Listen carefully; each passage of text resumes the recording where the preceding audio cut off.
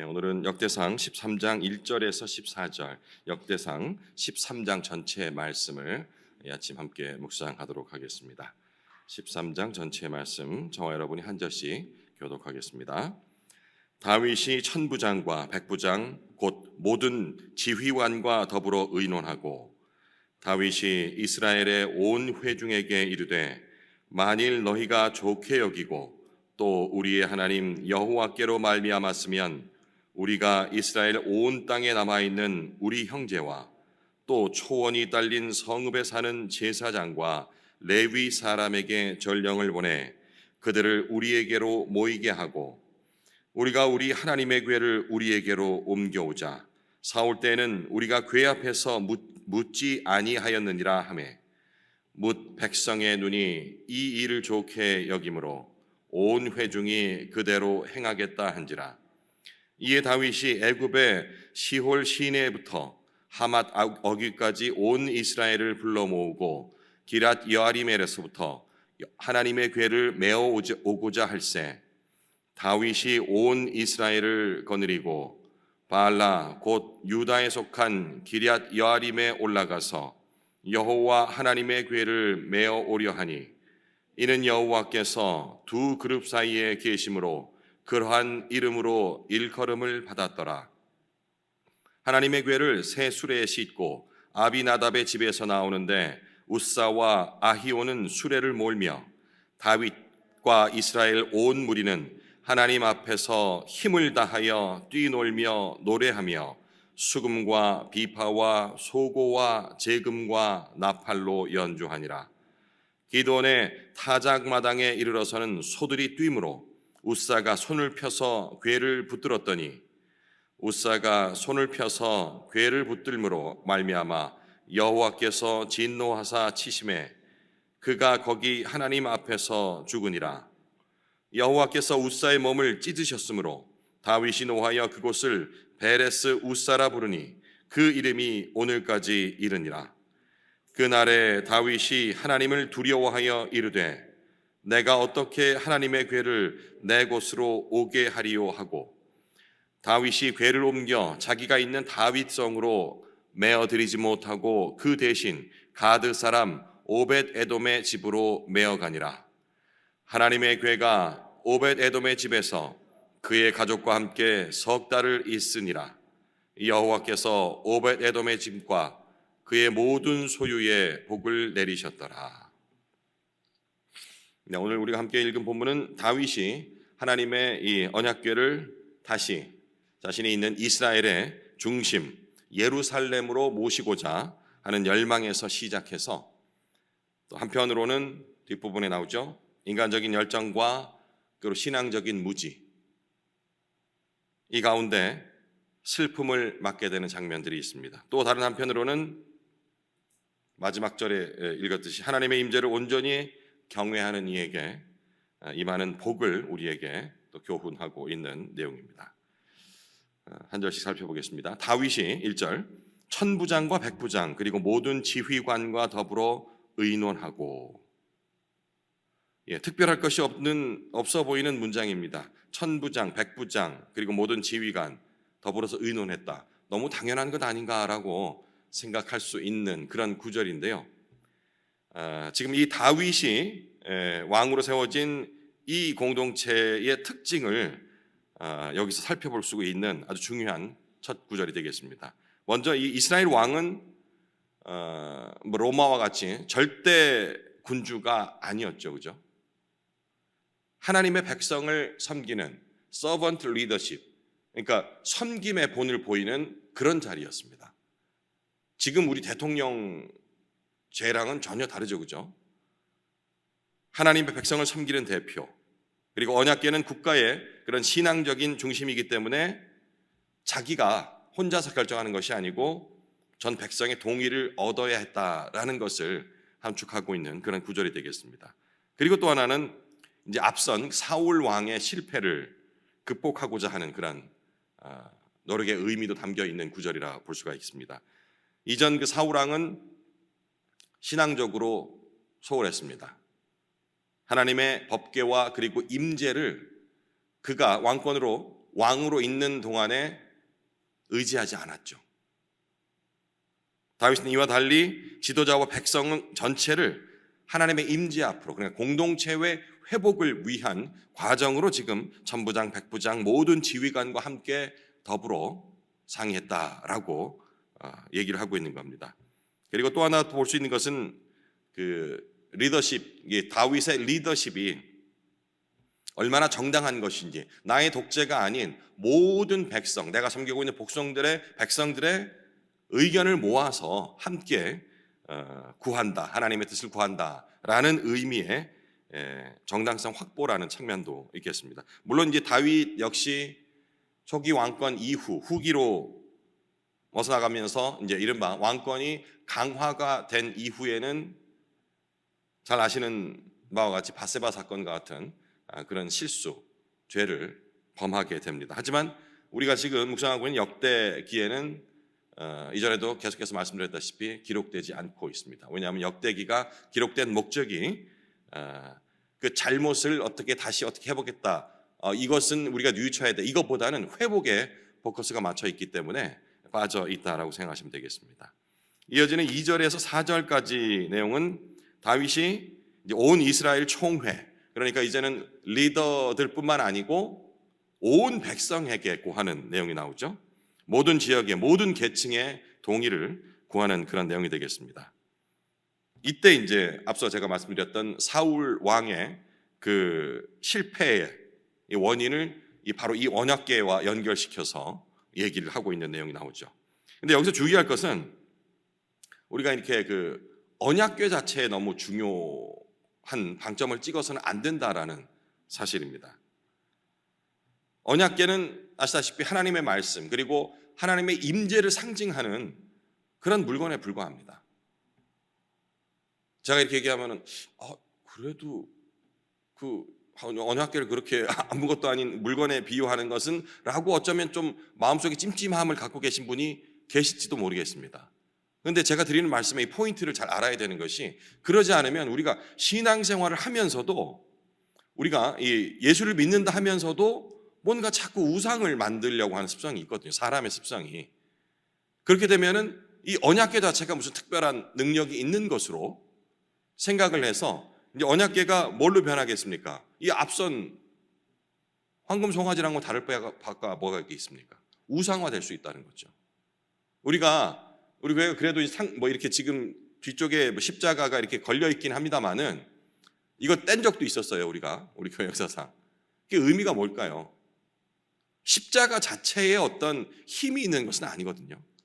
십자가에 달리신 예수 그리스도께서 우리에게 주신 그 힘을 기억하기 위한 상징의 도구일 뿐인데, 십자가를 몸에 지니고 있으면 왠지 좋은 일이 생길 것 같고 악한 마귀로부터 나를 구해줄 것 같고 뭐 이런 식으로 자꾸 그 물건 자체에 의미를 두기 때문에 제가 역시 이 언약궤도 그런 차원에서 바라보면 안 될 것이다 라고 말씀을 드리는 겁니다.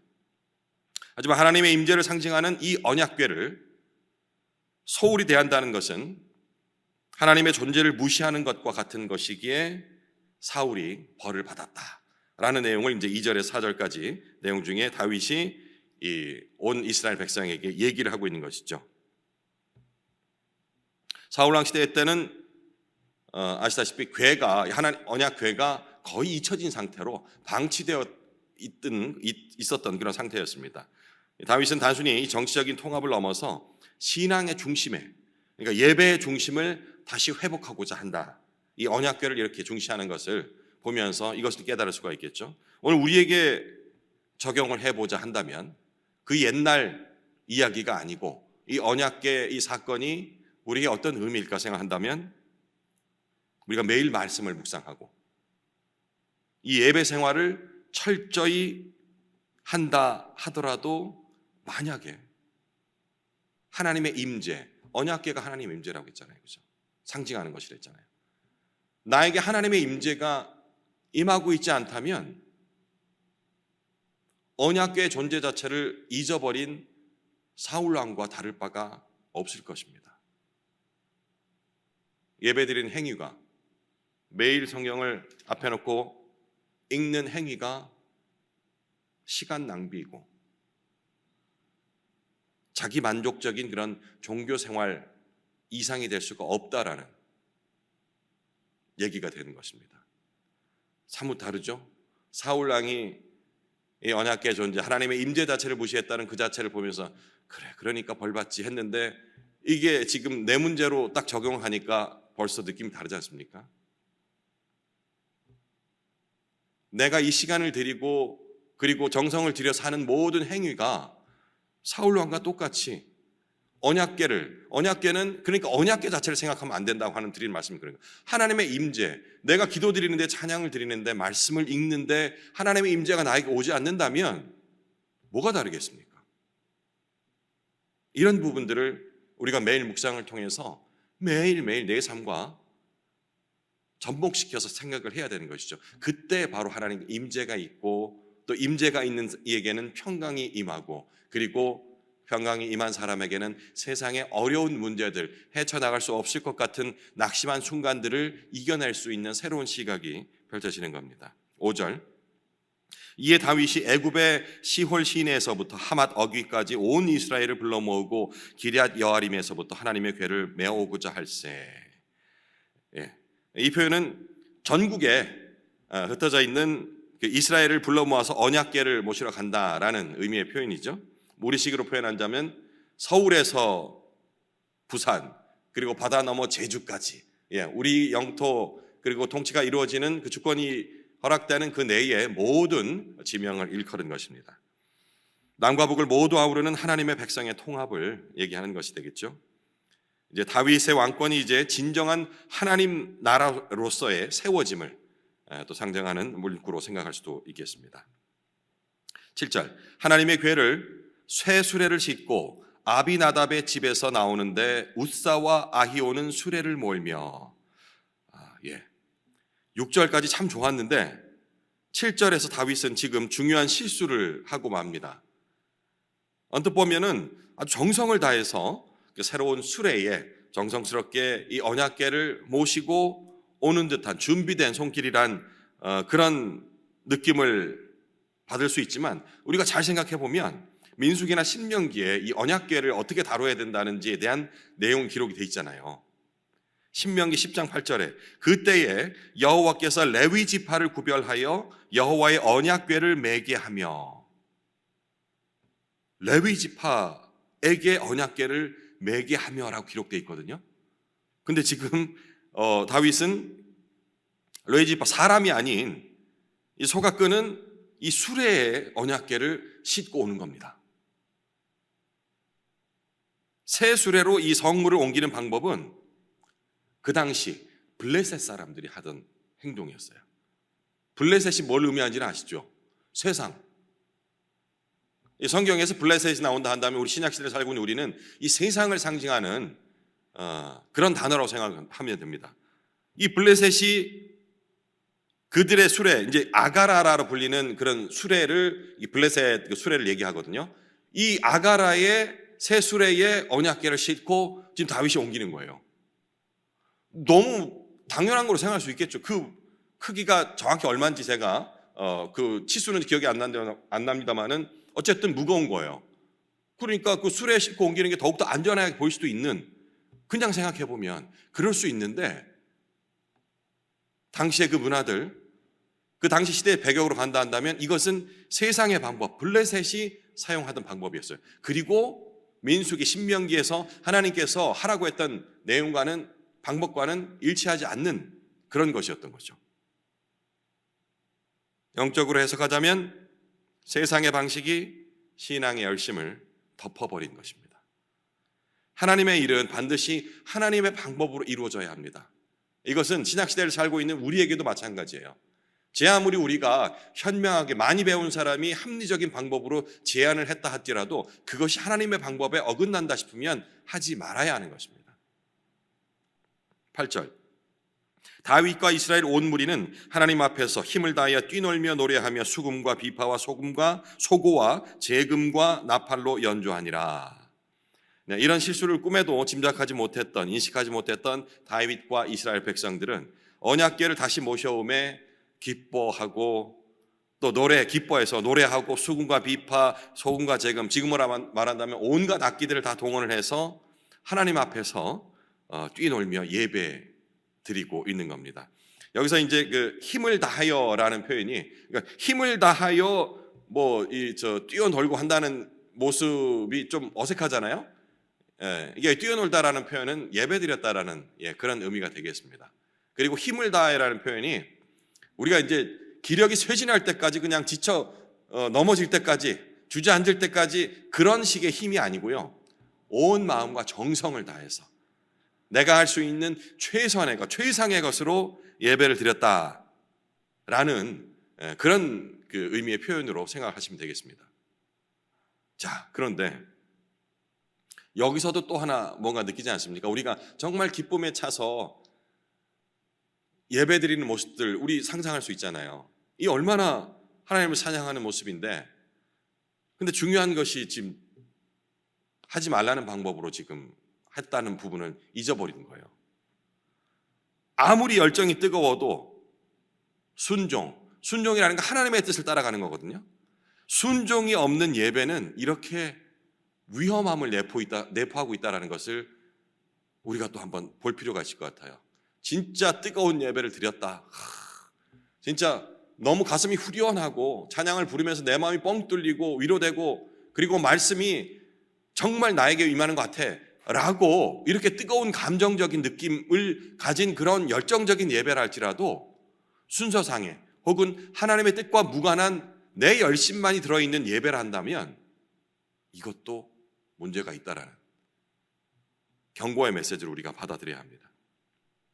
9절, 10절 기드온의 타작마장에 이르러서는 소들이 뛰므로 웃사가 손을 펴서 궤를 붙들었더니, 아니 이렇게 열심히 뛰면서 찬양하는데 뭐 소들이라고 가만히 있겠습니까?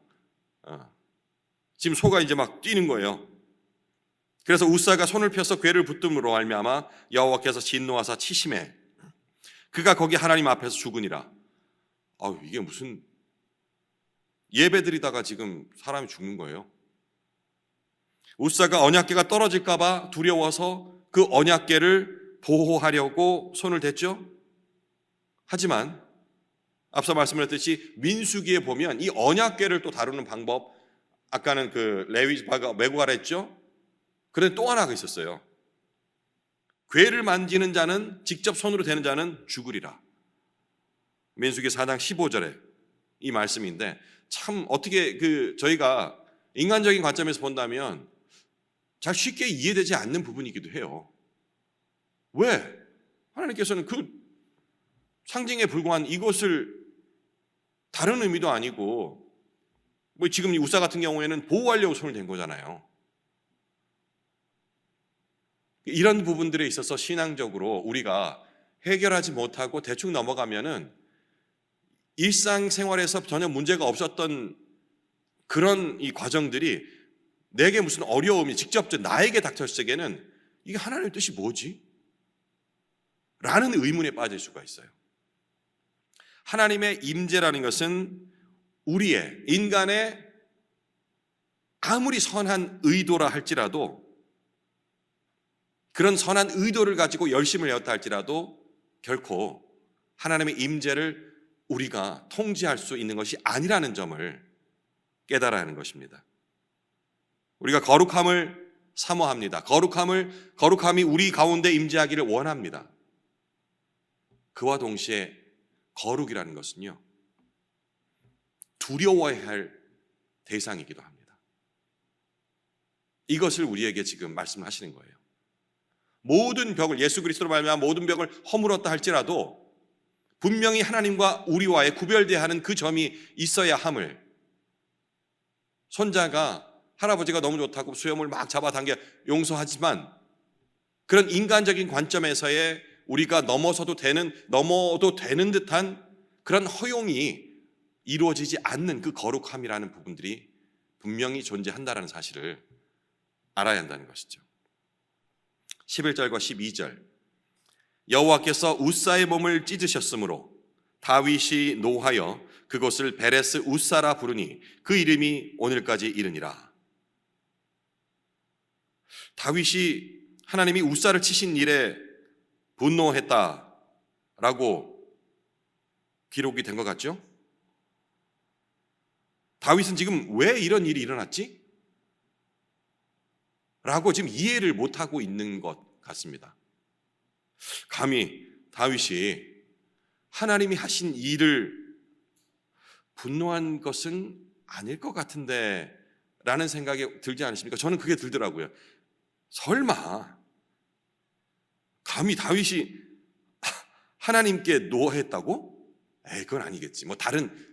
그래서 이제 다른 의미가 아닐까 싶어서 몇 번을 읽어봐도 지금 다윗이 하나님이 하신 일에 대해서 노한 거예요.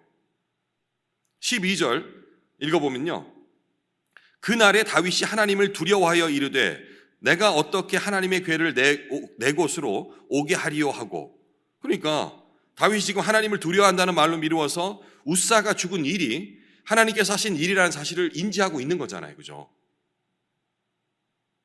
그런데 노했다라고, 화가 났다, 하나님 하신 일에. 그게 이제 감정이입을 해보는 거예요. 제가 다윗이 돼서 감히 하나님께 분노해야만 했던 그 이유가 뭘까? 그렇게 점점 이입을 하다 보니까 그럴 수도 있겠다라는 생각이 돼요. 한번 들어보세요. 지금 다윗은 지금 하나님을 최선의, 최고로 경외하기 위해서 열심을 내고 있는 거예요. 사울왕 잊어버렸던 그 언약궤를 다시 찾아서 예루살렘으로, 우리의 중심으로 온 이스라엘의 예외 회복을 위해서 가져오는 그 열심을 내고 있는 거죠. 마땅히 하나님께 칭찬받을 것을 기대하지 않았겠습니까? 그런데 칭찬은커녕 자기 눈앞에서 언약궤를, 그것도 언약궤를 소울이 대하고 발로 차거나 아니면 쭉 밀어놓거나 이것도 아니고, 소가 날뛰니까 이게 떨어질까 봐 그냥 본능적으로 보호하려고 손을 댄 무사를 죽여버리시다니, 어떻게 하나님께서 이런 일을 행하시지? 라는 생각으로, 그죠? 다시 현대로 돌아와서 내가 교회를 위해서, 주를 위해서, 우리 지체들을 위해서 얼마나 헌신했는데 지금 왜 나에게 이렇게 뜬금없는 시련을 주십니까? 라고 원망해 보신 적 없으십니까? 저는 있습니다. 다윗이 지금 그러는 것 같아요. 분노했다라는 표현이 하나님의 그 앞서 행하지 말라 했던 이런 부분들은 잊어버린 거예요. 너무 좋아서 지금 내가 하는 일에, 섬김에 기뻐서 소홀하다고 생각하는, 하지만 하나님께서 반드시 지켜라 했던 부분들을 하나님께서 말씀하신 뜻은 생략한 채 나의 열심으로 지금 있다 보니 섭섭한 마음이 든 거죠. 그래서 분노했다고요. 이렇게 기록을 한 겁니다. 13절과 14절. 다윗이 궤를 옮겨 자기가 있는 다윗성으로 메어들이지 못하고 그 대신 가드 사람 오벳 에돔의 집으로 메어가니라. 하나님의 궤가 오벳 에돔의 집에서 그의 가족과 함께 석 달을 있으니라. 여호와께서 오벳 에돔의 집과 그의 모든 소유에 복을 내리셨더라. 다윗은 이제 화가 나긴 했지만 두려워하죠, 그죠? 눈앞에서 사람이 죽었으니 두려워해서 어떻게 해야 될지를 몰라서 일단 옮기는 것을 멈추고 그 옆에 있는 오벳 에돔의 집에 잠시 머물게 합니다. 그리고 14절, 여호와께서 오벳 에돔의 짐과 그 모든 소유의 복을 내리셨더라. 하나님의 임재를 경외하며 받아들인 자에게는 그분의 놀라운 복이 임한다는 사실, 비록 자기가 뜻하였건 뜻하지 않았건, 어쩌면 오벳 에돔도 만약에 그 광경을 지켜보고 있었다 한다면 두렵지 않겠어요? 왜냐하면 지금 다윗도 왜 우사가 죽었는지 이유를 몰라요. 깨닫지 못하고 있거든요. 그러니 백성들이 왜 우사가 죽었는지 몰라요. 또 아는 사람이 있었을지 모르겠습니다만 그냥 보편적으로 생각할 적에는 백성들도 몰랐을 확률이 높은 거죠. 그러면 그 언약궤가 예루살렘으로 다시 돌아오게 되면 하나님의 그런 풍성한 임재가 온 백성에게 내리고 우리 민족이 복을 받을 텐데 라는 기대감으로 가져왔던 언약궤가 지금 한순간에 사람을 죽이는 무서운 존재로서 변한 상태거든요. 그걸 우리 집에 갖다 놓는다 했을 적에 예, 괜찮습니다. 뭐 제가 죽어도 상관이 없으니 여한이 없으니 왕께서 우리 집에다가 언약궤를 가져다 놓으신다면 그대로 받아들이죠. 이게 아니었어요. 두려움도 있었을 거 아닙니까? 그렇죠? 그런데 자신의 의지와는 상관없이 이루어진 그 행동에 순종했을 때에 오베데돔의 집과 모든 소유에 복이 내렸다라는 그 구절이 기록된 것으로 보아서 하나님의 그런 뜻하심, 임재, 보살핌은 우리의 의지와 상관없이 강권적으로 또 임하실 수도 있다라는 부분들을 보게 됩니다. 오늘 본문을 통해서 우리가 얻을 교훈은 분명하죠. 하나님의 임재가 언약궤로 상징되는 이 하나님의 임재가 나와 그리고 우리 공동체 내에 항상 함께 해야 한다는 것입니다. 그렇지 않으면 사울 왕과 다를 바 없는 그런 시대를, 영적인 막막한 어두운 시대를 살아갈 수밖에 없는 것입니다.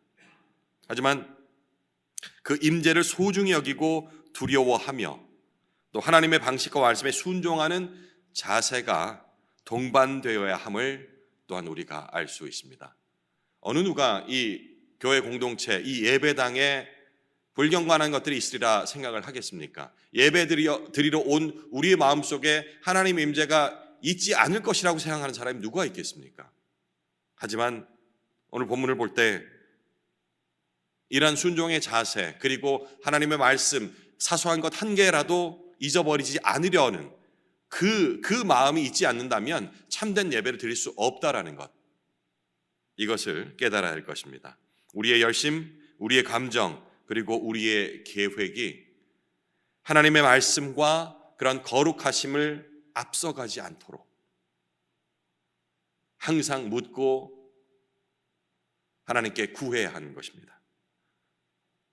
날마다 말씀을 붙들고 순종하는 것이 바로 이런 이유에서겠죠.